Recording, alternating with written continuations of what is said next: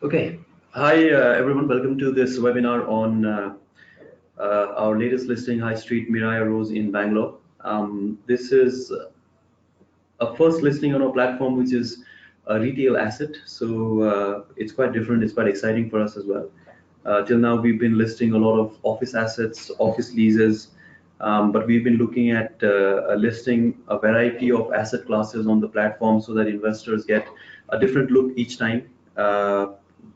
This is the step in that direction. We are doing a retail listing for the first time, and as I go through this note, you will see how different that is from an office lease, and how also similar sometimes it is to an office lease. So we will do a Q&A session on this listing later on in the week. But I thought I'd quickly run through this investment note for you so that when you're trying to make a decision on this investment, you can also hear what we have to say on this listing, why we thought this was a good listing, and why we think this is a good investment for all investors. All right, so let me quickly dive into this investment note here.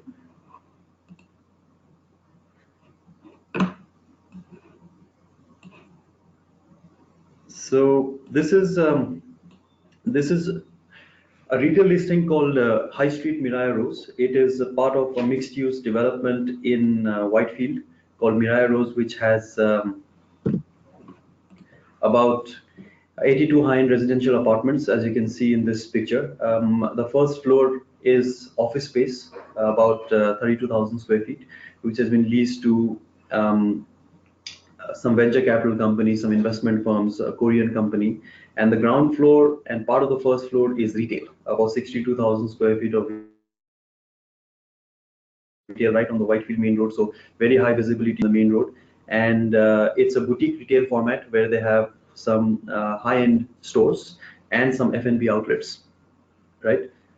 Developed by the UK Group, this development is complete. Out of the 82 units, about 30 families have moved in, and by the end of this year, most of them would have moved into this development.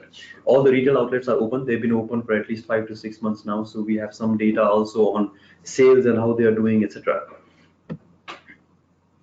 What we are planning to buy is, this is just some of the photos of the high street. So there's Tony and Guy, there's True Fit and Hill, Starbucks, Nature's Basket, Tata Chroma, Urban Ladder, Organic World, also some cafes. There's Cafe Noir, Toscano, Ebony, Daily Sushi, all of these restaurants.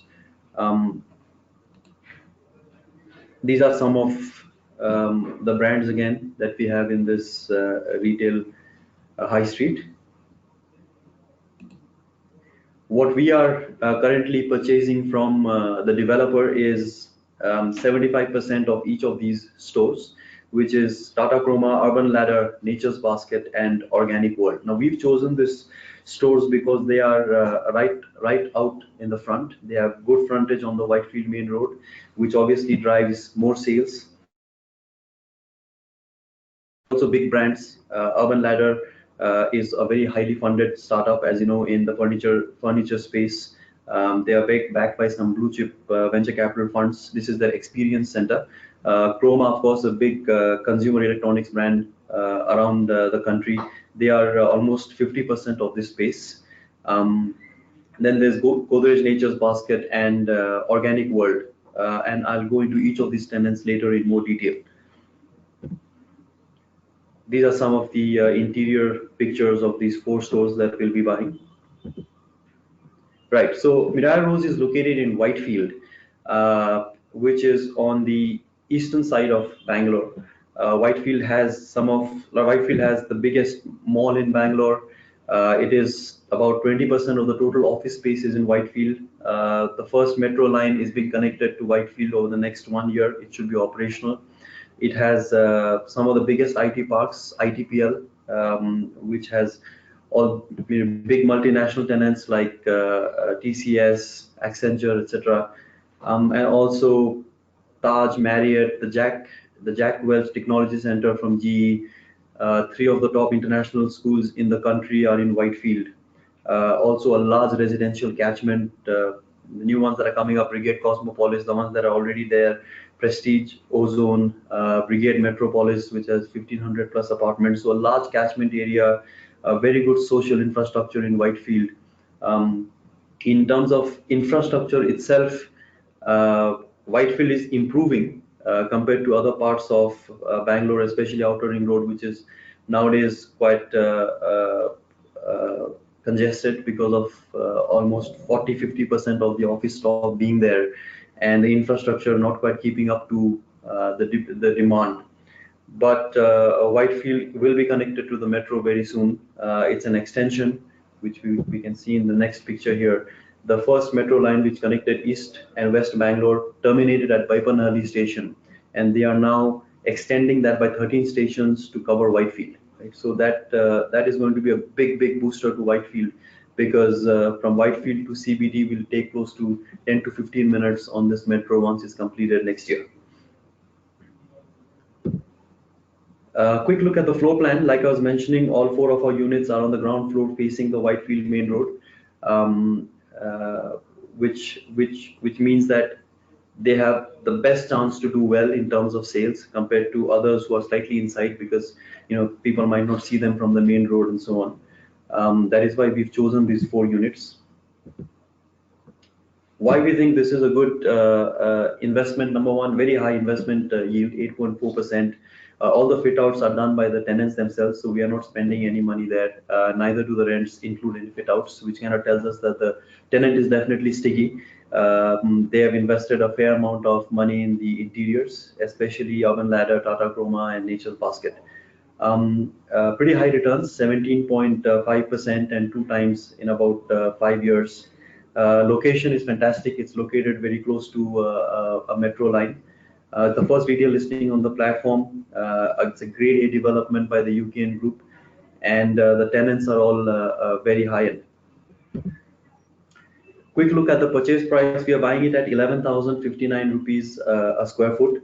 Now, people might try to compare that with office prices in Whitefield, which are typically right now between 7 to 9,000 rupees per square foot, depending on where you are. Some of the newer developments are selling at 9,500 to 10,000 rupees per square foot. And most of it is because the developers are pricing in the metro connectivity, which of course is going to come there, like I was mentioning, sometime next year. But retail is slightly different. A retail tenant is quite different from an office tenant. The way we've been kind of looking at, the way you might have looked at some of our other listings, an office tenant signs a 9-year lease. Depending on how big the office space is, they have hundreds of people working out of that particular office, and they are a lot more sticky than, let's say, a retail tenant, right? And therefore, you could say that they are much safer asset class. Therefore, the yields on offices are also slightly lower, right? A retail is quite dependent on how the retailer is going to do in that particular outlet, and therefore many other considerations come into play, like how the retailer is doing in terms of sales. And we will look at certain metrics that we typically look at in terms of how well a retailer is going to do, and I'll come to that. But at the same time, a retail tenant is also, it provides greater upside to an investor, because if the retailer does really well, the rents accordingly. You can even get into a revenue share with him and get a percentage of his sales, right?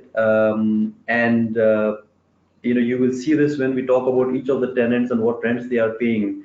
Tata Chroma, for example, is paying an extremely low rent because they came in first. They were an anchor tenant. They signed at almost 30-40% below market. There's big upside to be had there. In case if they leave, we can definitely price it to a much higher rate, depending on how this location does. And if they don't, we can renegotiate the lease and ask for a percentage of sales on top of the rent, which could really give us a kicker on the returns, right? So let's quickly talk about these four tenants that we have here.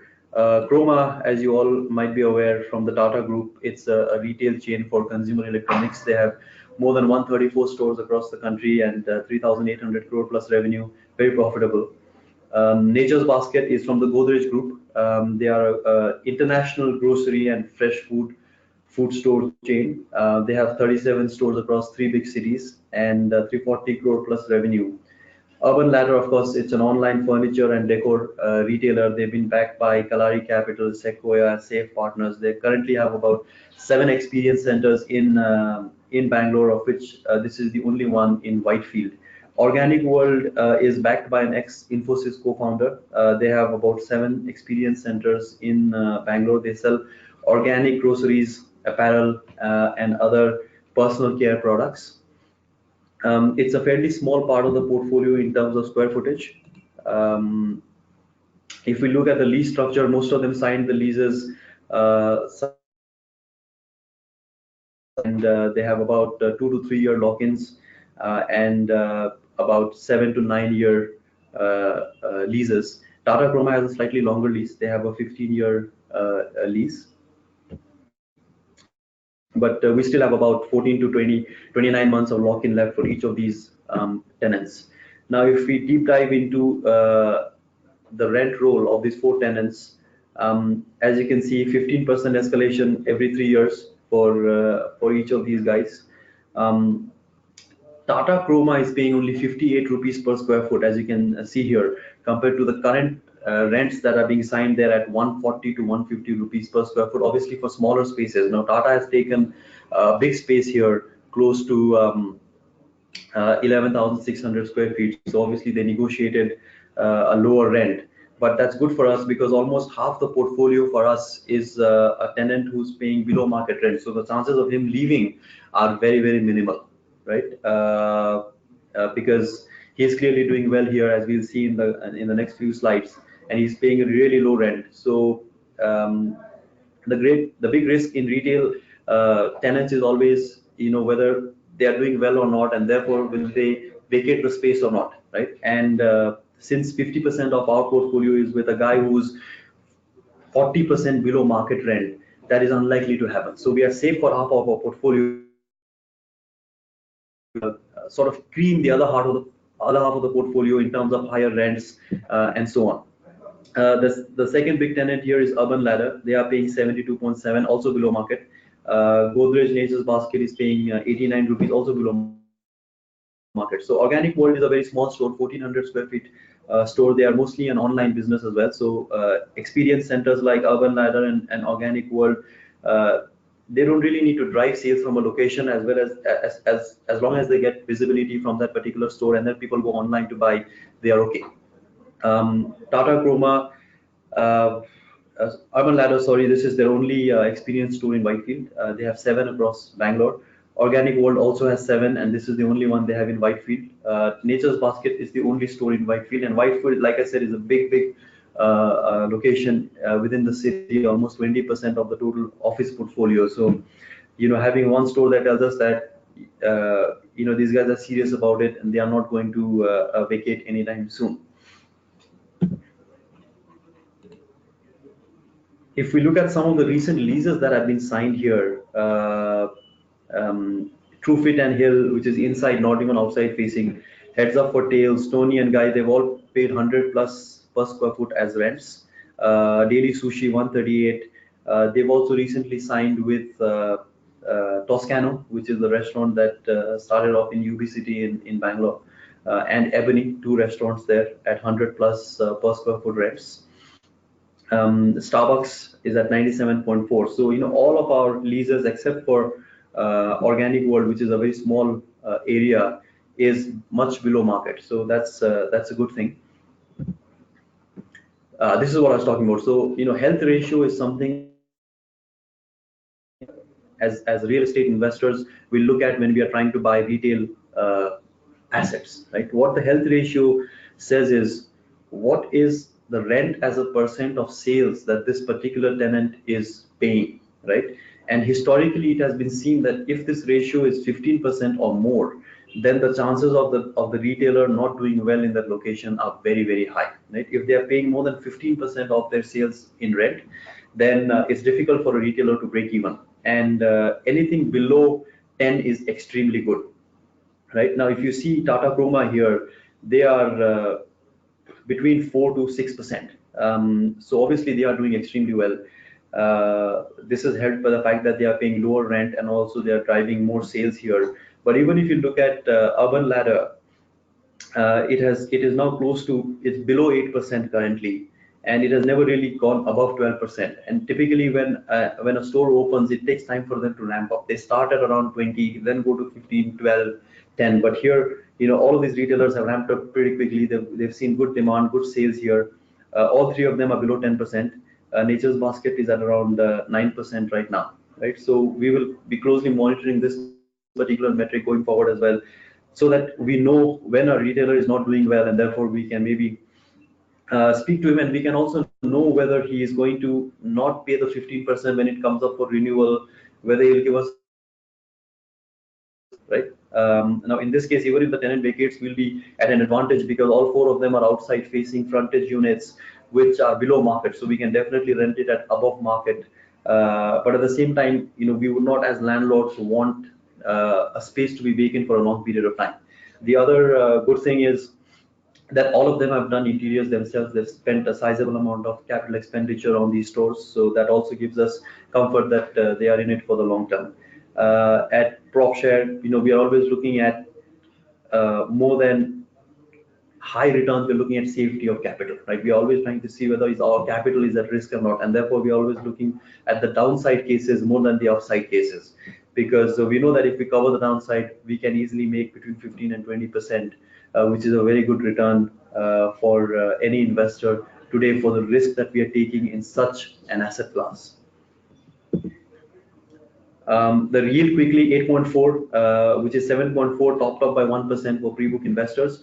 So I think for the first week, we will be in pre-book at least until we reach 70-80% of funding, which could happen pretty quickly here because it's a great asset.